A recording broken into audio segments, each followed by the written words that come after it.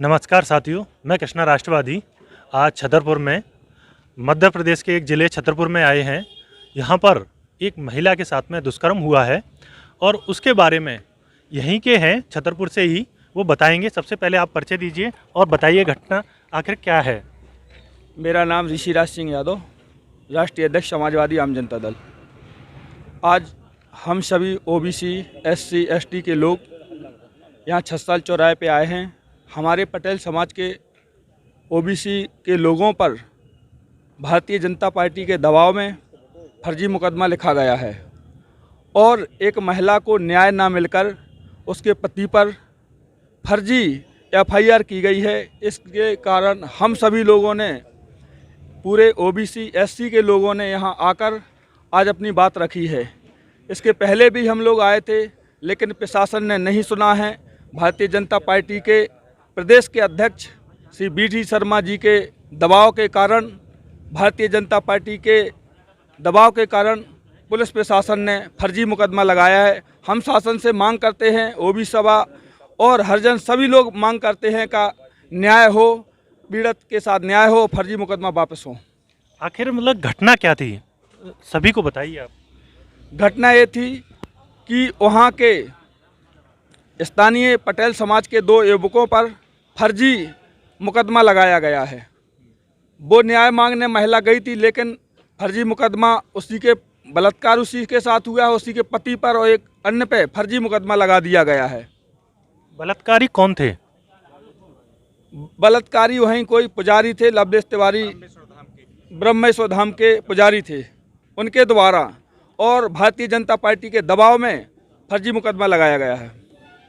अच्छा, एक ये देखने को मिलता है कि अभी उन्नाव में हाथरस में भी घटना हुई और हाथरस में एक वाल्मीकि समाज की लड़की थी, उसके साथ में भी इस तरीके की घटना हुई और पुलिस प्रशासन ने उसको दबाना चाहा और रात में ही सबको दफन कर दिया। हम उत्तर प्रदेश से हैं। उत्तर प्रदेश में ही बुलंदशहर ज़िले के गालिमपुर गांव में भी एक ऐसी ही घटना हुई। ओबीसी समाज की बच्ची थी, वहां पर भी 4 लड़कों ने उसके साथ में गैंगरेप किया और रात को ही पूरे पुलिस प्रशासन ने सबको दफना दिया गया। लेकिन हम लोग कहीं ना कहीं जो एकजुट होते हैं, अभी पूरी तरह से एकजुट नहीं होते। जैसे आज मंचों पर भी देखा कि सभी लोग, कोई पटेल थे, कुछ कुशवाहा थे, कुछ लोधी थे, कुछ परिहार थे, कुछ यादव थे। अलग अलग कम्युनिटियों में कम से कम 6743 जातियों में बटे हुए हैं। तो क्या हम अभी भी इसी तरीके से बटे रहेंगे या आगे आने वाले समय में हम एक होंगे? नहीं, अब हमारा ओबीसी समाज और यहाँ का एससी समाज का काफ़ी सहयोग हमको मिला है। इस कार्यक्रम में सभी लोगों ने बढ़ चढ़ कर हिस्सा लिया है। अब हमारे लोग, ओबीसी के लोग, एससी के लोग जागृत होते जा रहे हैं। इनका अत्याचार और अन्याय के खिलाफ हम लोग लड़ाई लड़ना जान चुके हैं और हम निवेदन भी करना चाहते हैं आपके चैनल के माध्यम से, हमारे ओबीसी के लोग, एससी के लोग, आपके खिलाफ अत्याचार अन्याय हो उसकी आप आवाज़ बुलंद करें, ना कि सहन करें। आपको क्या लगता है कि ज़्यादातर जो घटनाएं होती हैं वो हमारे जो ओबीसी समाज या दलित पिछड़े समाज के साथ ही क्यों होती हैं?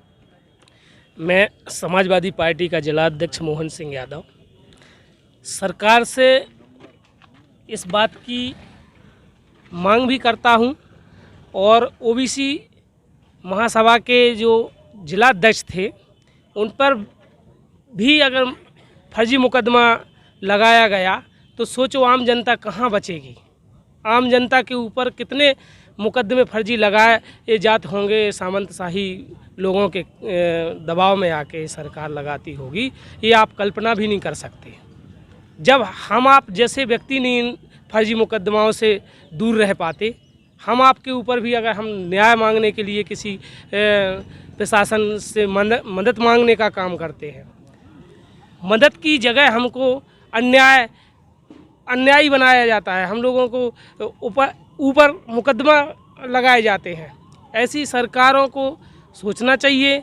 ओबीसी हमारे पूरी महासभा में दलित, पिछड़ा सभी लोग इस घटना के कई घटनाओं के शिकार होते रहे हैं। इसलिए संविधान को बचाने के लिए आज हम लोग महामहिम को भी ज्ञापन दिया है। हम लोग जा रहे हैं और सरकार को अवगत कराते हैं कि आज के बाद कभी अगर ओबीसी समाज पर, किसी दलित पिछड़ा पर अत्याचार हुआ तो हम लोग सड़कों पर भारी लोगों के साथ में बच्चों बाल बच्चों के साथ भी उतरेंगे और सड़क पर वह क्रांति लाएंगे जो आप कल्पना भी नहीं कर सकते। अच्छा, ये बताइए कि इतने इस केस को दबाने की कोशिश क्यों की जा रही है?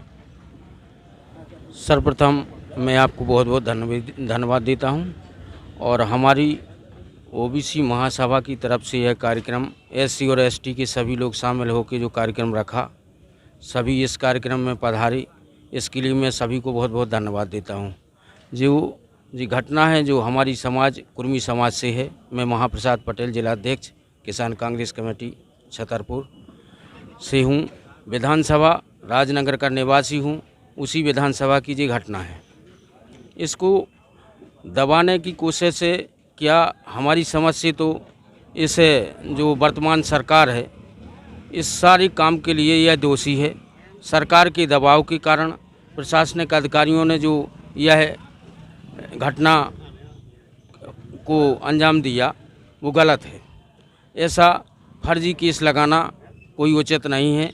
अधिकारी पढ़ लिख के बनते हैं, प्रशासनिक अधिकारी सभी के साथ में होना चाहिए, ऐसा मेरा मानना है। लेकिन भाजपा का इतना दबाव था कि उन लोगों ने यह केस गलत लगाया। इसको जांच कर इसका निराकरण होना चाहिए, नहीं तो इसकी कोई सीमा नहीं रहेगी कि यह आंदोलन कहां तक जा सकता है। सुबह से कुछ कार्यकर्ता हैं जो पूरी लगे हुए हैं सुबह से।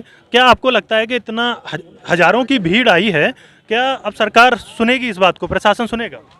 देखिए, सबसे पहले तो ये जो घटना हुई है इसकी मैं घोर निंदा करता हूँ और इस तरह की घटना जब भी समाज में होती है तो समाज के अंदर आक्रोश पैदा होता है और सरकारों को इस पर विशेष रूप से ध्यान देना चाहिए। और मेरा एक सवाल है कि यहाँ पे जो पुलिस कप्तान महोदय हैं इनको इस पर संज्ञान लेना चाहिए और हमें लगता है कि सरकार को भी इनके ऊपर संज्ञान ले लेना चाहिए, ताकि वो यहाँ के उचित नहीं है उनका इस तरीके का रवैया, और इस पर सरकार को विशेष रूप से ध्यान देना चाहिए, क्योंकि ऐसी घटनाएं हम समाज में जो बेबुनस्ता का काम करती हैं जो कतई जो है समाज के लिए बेहतर नहीं हो सकता है। यदि पुलिस प्रशासन नहीं सुनता है तो आगे क्या लगता है कि इसके बाद में और भी प्रदर्शन होगा? तो जब तक न्याय न मिलेगा, जब तक न्याय नहीं होगा लड़कों के साथ में, उस महिला के साथ में, तब तक आंदोलन चलेगा और न्याय इनको करना पड़ेगा। और चाहे जैसे न्याय दें, चाहे कोई तरीका अपनाना पड़ेगा, हम लोग वहाँ अपनाएंगे। मैं ओबीसी महासभा मध्य प्रदेश का प्रदेश उपाध्यक्ष हूँ, शंभू कुशवाहा मेरा नाम है। कल जो शांति समिति की बैठक हुई, जब दोनों पक्ष भाजपा के लोग और हम लोगों को बुलाया वहाँ पे, तो पूरा प्रशासन एसपी तो पूरा इस चक्कर में था कि कार्यक्रम आज हो ही ना। इसी तरह से उन्होंने कहा कि एसआईटी गठन कर लिया। हम लोगों ने कहा कि आप बताइए कितने दिन में इसका डिस्क्लोज करोगे मामले को, कितने दिन में इसका खुलासा करोगे या मतलब ख़त्म करोगे इसको। तो उनका कहना था कि ये हम नहीं बताएंगे और परिवार के लोग बस हमसे बात करेंगे और कोई बात नहीं करेगा हमसे। एसपी का बोलना ये था। तो हम लोगों ने कहा भाई, जैसे बोले उसके लड़के के पिता थे नरेंद्र के वहाँ पे, तो बोले सर उनके पिताजी बात करेंगे। तो हम लोगों ने कहा कि भाई नरेंद्र उनका बेटा है, तो हमारे संगठन का भाई है हमारा वो, तो हम लोग साथ खड़े हैं। और जब तक न्याय नहीं मिलेगा तब तक हम लोग संघर्ष करते रहेंगे। न्याय उनको देना पड़ेगा, चाहे यहाँ छतरपुर में हो, चाहे भोपाल जाना पड़े, चाहे दिल्ली जाना पड़े। अच्छा, ये बताइए, जैसे आपने अपना परिचय दिया, आपने कुशवाहा, तो कहीं ना कहीं हम जातियों में बटे हुए हैं और यहाँ पर हम एक ही मंच पर ही इकट्ठा हुए हैं यहाँ पर। तो क्या हम इस चीज़ से ऊपर उठ पाएंगे? जैसे 6743 जातियाँ हैं, अलग अलग वर्गों में बटी हुई हैं कि कुशवाहा, पटेल, लोधी, कश्यप, तो इनमें क्या हम आगे इतने जागरूक हो पाएंगे कि हम ओबीसी समाज ये इकट्ठा होकर हम एक आवाज़ कह सकते हैं कि हम ओबीसी समाज हैं? जैसे जैसे लोगों में एजुकेशन का ग्राफ बढ़ेगा, शिक्षा बढ़ेगी, हमें लगता है कि आगे चल के सब एक होंगे। जब हम लोगों को रोटी बेटी का संबंध चालू हो जाएगा, यादव का कुशवाहा से, कुशवाहा का रैकवार से, रैकवार का लोधी से, तो हम लोग सब इकट्ठे हो जाएंगे और सब लोग एक हो जाएंगे। वही समय आएगा, जैसे शिक्षा बढ़ेगी लोग समझदार होते जा रहे हैं। जैसे नौजवान साथी हैं, नवयुवा हैं जो पढ़ लिख गए हैं, वो चीज़ को समझने लगे हैं। ये हमने कृष्णा राष्ट्रवादी इसीलिए लिखा है क्योंकि मैं लोधी समाज से आता हूँ, लेकिन कहीं ना कहीं अगर मैं यहाँ पर आके कृष्णा लोधी लिखता तो मुझे नहीं लगता कि मैं शायद अपने आप को ओबीसी कह पाता। इसलिए ये सवाल है। और आप ज्ञापन दिखा रहे थे, क्या ज्ञापन सौंपना चाहते हैं आप? एसपी महोदय के पास हम लोग हजारों की तादाद में लोग वहाँ से आ रहे हैं और ज्ञापन सौंपेंगे। संवैधानिक तरीके से ज्ञापन सौंपने जा रहे हैं। कोई वो नहीं हो रहा, शांतिपूर्ण ज्ञापन दे रहे हैं। मैं